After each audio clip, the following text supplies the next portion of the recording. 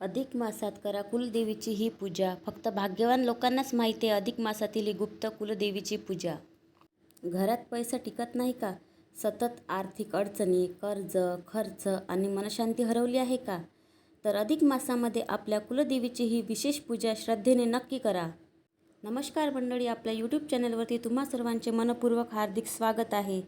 तर व्हिडिओ शेवटपर्यंत नक्की पहा, कारण शेवटी मी सांगणार आहे एक छोटासा पण प्रभावी उपाय. कुलदेवीची ही पूजा आपल्या घराच्या रक्षणासाठी आणि सुखसमृद्धीसाठी अत्यंत महत्त्वाची मानली जाते.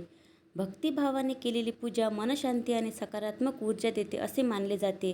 विशेषतः कुलदेवी आपल्या घराण्याची रक्षण करणारी देवी असे मानले जाते. अनेक हिंदू कुटुंबामध्ये कुलदेवीला विशेष स्थान असते आणि कोणतेही शुभकार्य करण्यापूर्वी तिचे स्मरण केले जाते. तर आता नुकताच सुरू झालेला अधिक मास, मलमास, पुरुषोत्तम मास किंवा धोंड्याचा महिना अशा विविध नावांनी पवित्र असा मानला जाणारा महिना, तर अधिक मासामध्ये आपल्याला कुलदेवीची ही विशेष पूजा श्रद्धेने नक्की करायची आहे. अनेक लोक मानतात की या काळात केलेली देवीची उपासना खूप पुण्यदायी असते.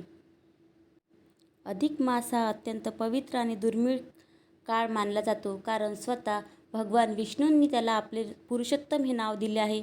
म्हणून हा महिना अत्यंत पवित्र असा मानला जातो. या महिन्यात केलेली पूजा, जप, दान आणि सेवा यांचे फळ अनेक पटींनी मिळते असे मानले जाते. विशेषतः कुलदेवीची पूजा केल्यास घरातील नकारात्मकता कमी होते, आर्थिक संकटातून मार्ग मिळण्यास मदत होते, अडलेली कामे पूर्ण होण्यास सहाय्य मिळते आणि घरात सुख समृद्धी वाढते असे श्रद्धेने सांगितले जाते. तर आपल्याला ही कुलदेवीची पूजा कशी करायची आहे ते पाहूया. तर आपल्याला कुलदेवीची पूजा करण्यासाठी सकाळी लवकर उठायचे आहे. अंघोळ करून स्वच्छ पिवळे किंवा लाल वस्त्र परिधान करायचे आहे. घरातील देवघर आणि कुलदेवीचे स्थान स्वच्छ करायचे आहे. एका ताटामध्ये आपल्याला आरती काढायची आहे. तर आरतीच्या ताटामध्ये आपल्याला हळद, कुंकू, लाल फुले, तुपाचा दिवा, नारळ, अक्षता, गूळ आणि खोबरे, लाल किंवा पिवळे वस्त्र हे सगळे एकत्र एका ताटामध्ये काढून आपल्याला आरती तयार करायची आहे. नंतर सर्वप्रथम देवीसमोर तुपाचा दिवा लावायचा आहे.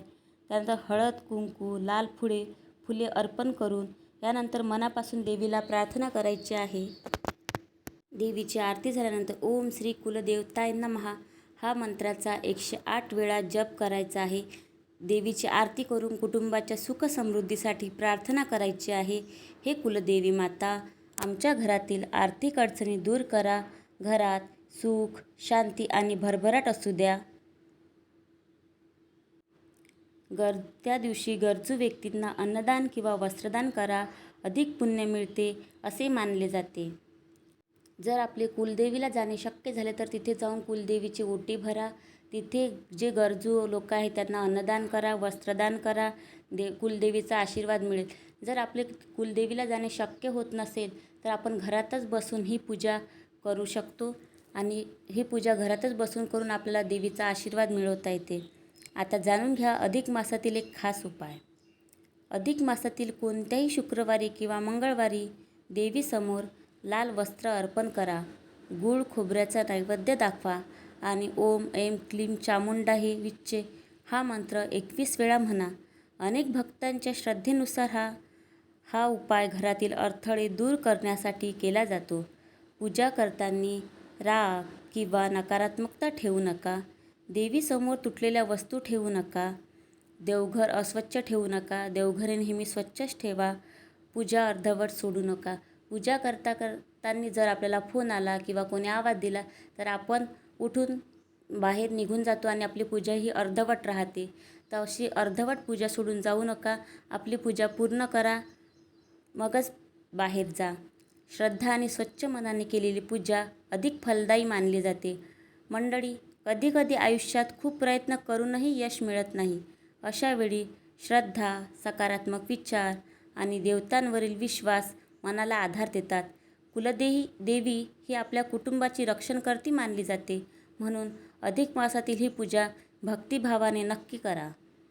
ही 5 ते 10 मिनिटाची केलेली पूजा ही आपल्याला विशेष फळ प्राप्ती करून देते आणि आपल्या घरातील आर्थिक अडचणी, संकटे दूर होते आणि उत्तम आरोग्य लाभते. कारण आपल्या घराण्याची रक्षण करते ही आपली कुलदेवी असते. म्हणून आपण आपल्या कुलदेवीचा ओम श्री कुलदेवताय नमः ह्या मंत्राचा 108 वेळा जप करून आपल्या देवीला प्रसन्न करून आपल्या कुटुंबाच्या सुखसमृद्धीसाठी प्रार्थना करून गरजू व्यक्तींना अन्नदान किंवा वस्त्रदान करून आपल्याला अधिक महिन्यात पुण्य मिळवायचे आहे. कारण या अधिकच्या महिन्यात केलेले सगळे कामे हे अधिक पुण्य प्राप्त करून देते. म्हणजे तुम्ही जेवढ्या पटीने पुण्य किंवा दान धर्म करा त्याच्या 100 पटीने तुम्हाला मिळत असते.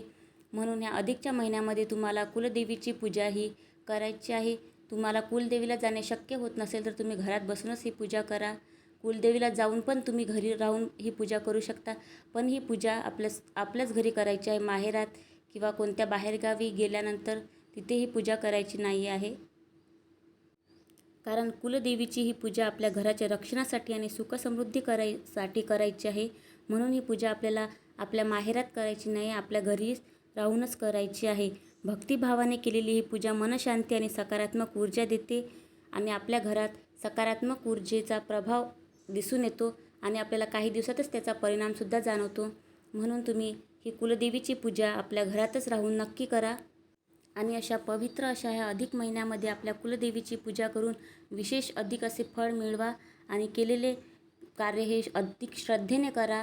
म्हणजे तुम्हाला त्याचे 100 पटीने फळ मिळेल. व्हिडिओ आवडला असेल तर व्हिडिओला लाईक करा, शेअर करा आणि तुमच्या इतर नातेवाईकांसोबतसुद्धा व्हिडिओ शेअर करा आणि चॅनलला सबस्क्राईब करा. धन्यवाद.